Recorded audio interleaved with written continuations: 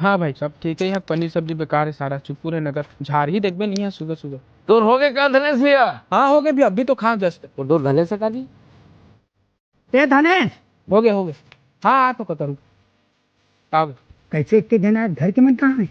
अरे मोटियान हो, झाड़ा न्योता देना ये तुहर मन के बड़प्पन है, लेकिन वो झाड़ा न्योता में मैं एक जन आऊँ पूरा खानदान ललाऊं, ये तो मोर समझदारी है ना।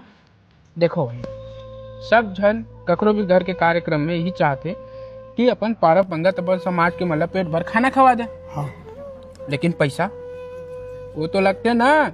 अब घर के एक आदमी बुलाई तब वो बेइज्जती, घर के पूरा सब आदमी बुलाई तब पैसा नहीं रहा, तब बोले मुंह मार के झाड़ा झाड़े न्योता की देते। अब वो झाड़ा न्योता में हमारे पूरा खानदान ला लेके आ जाबो तो हमारे बेवकूफ़ी है ना। हैं? चिंता मत करो, मैं खा डे रहा हूँ, मतलब मोर पूरा घर खा डे, ठीक है। चल सारा भैया को ये सारा बेटा है ना, एक एक बाल्टी भात सागला चुरा के लेकर तेरी दुहारी में धरे वेला। काका टुरा रे घुंगरू टूरा था एकदम और बड़े भैया साले तू ठीक है रिस मोला लेके बस कैसे भैया पारा पंगत के ज्ञान देता और भात सागला चुरा था।